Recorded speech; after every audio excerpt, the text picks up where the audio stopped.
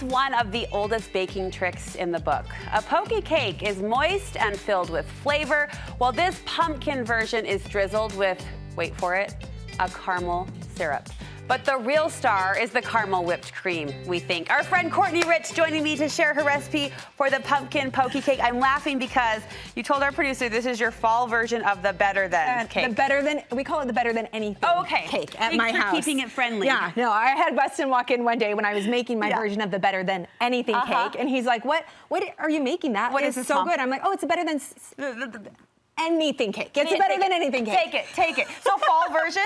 Yes, it's a fall version, and it's a pumpkin cake, which, I mean, come on. Courtney. You can't get enough of the pumpkin cake. I can't. I'm like, I guess you could do this with like an apple spice cake too, if you're not like the pumpkin cake fan, because the caramel and everything would work with it. Granted, we've just laid out a verbal description, but I am standing here in full awe and appreciation, and I haven't even tasted it yet. Like, it looks amazing. For you to taste it. Walk us through. Okay, so we're gonna make a pumpkin cake, and we're putting this in a 9 by 13-inch pan. So a glass pan is great because you're gonna be serving it in this, since we're putting all this caramel on top. It kind of gets messy, so it's perfect to keep it in the pan. Do you really do this in a 9 by 13? Yes. Yeah, it feels good to know that you do that. Doesn't it feel so the queen easy? herself doesn't always pull out the turntable right. and pick a cake stand from the 2000 in your pantry. And this is gonna be so delicious. My brother called me the other day. He's like, what's an easy cake that Carla can make me for my birthday? And I was like, you have to do the pumpkin poke cake. And they made this one. That was his birthday cake. Awesome. So I'm like, these are just as special and delicious as any layered cake. Yes. Because it's homemade. Yes. So you've got the pumpkin cake, and now it's time to poke our holes. Okay. So choose your poker. I got it. Okay. Choose your weapon. We want to get plenty of holes. We want to have so much caramel in here. And I actually think the straw works better, because look at how my... You're building up. Yeah, the back of my wooden spoon builds up. So I'm going to snack on that. Yeah, please do. I Keep love going. I love that your so brother many. calls, like you're the family cake hotline, asking what his wife should make him for his birthday. Yeah. He's like, what's just something easy? They have 3 young kids. Oh, yeah. And so I'm like, Trevor, you've got to have Carla do this one. You can help. Oh, look, here, let's do some more of these. Oh, more. Oh, yeah.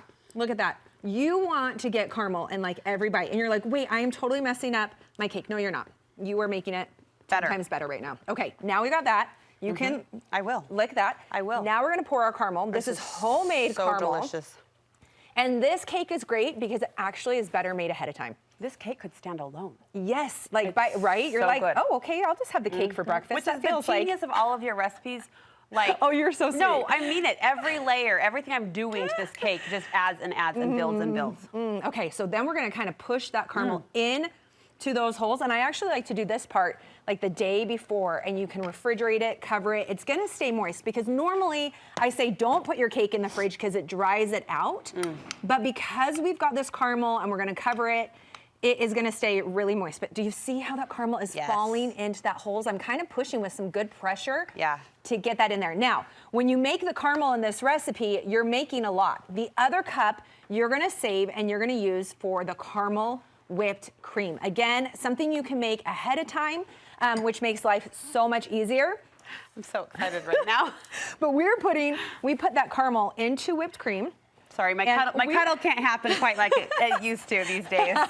It's so good. This is gonna be it really is the start of the show. And so so at what stage did you whip the caramel into the? Well, so what I like to do is make the caramel early, refrigerator, and once it gets chilled, I add that to some heavy whipping cream. So this is all the day before. Okay. You put the heavy whipping cream and the caramel together, just in a bowl. Okay. You're not whipping it yet. You let it sit overnight together as a mixture. Yep. Oh. And then you can whip it the next morning.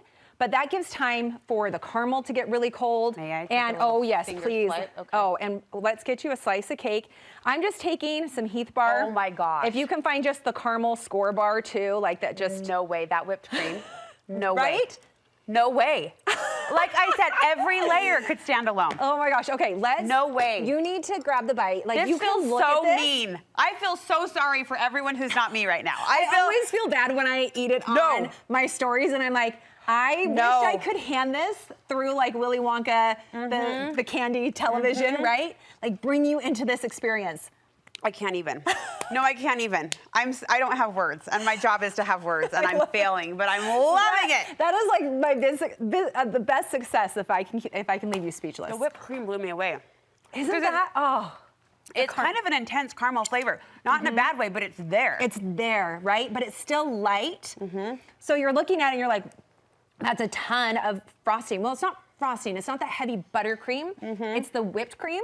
So all of a sudden you're like, oh, I can eat so much of this and not feel sick. I'm supposed to have a glucose test today. Oh, this is perfect though, right? Don't they make you do?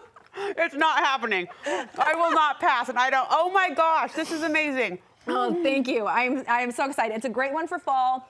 9x13 pan. And this is what I often refer to as a sheet pan because it's just like, look, you can make any of my cakes, even the layered ones, in a 9x13 pan. The only thing you're changing is the bake time. It needs to be about 10 to 15 minutes longer.